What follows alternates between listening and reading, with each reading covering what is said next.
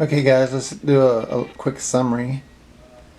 Here I just have basically a large river way in the background, as you can see here, all the way to the distant shoreline where there's the distant trees. You see the sky. There's a little Payne's gray, a little blue, a little raw sienna in it, a little red. And I use basically the colors of alizarin crimson with Payne's gray, a little bit of burnt umber, and I created these background trees.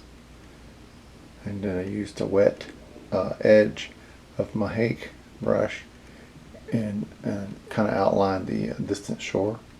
Did the reflections as well, and then put in the ripples. If you can see that, I can zoom in and keep it clear. There you go.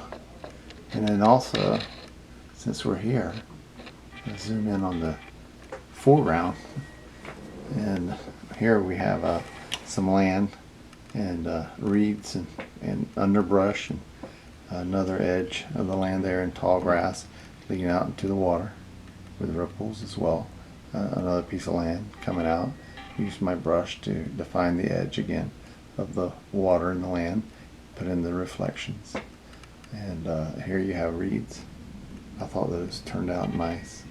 Kind of give it a real depth, you know, right through here. And of course you have the birds in the background. And then the foliage actually turned out, I thought, pretty good with the trees. And let's try to keep it in focus. There we go.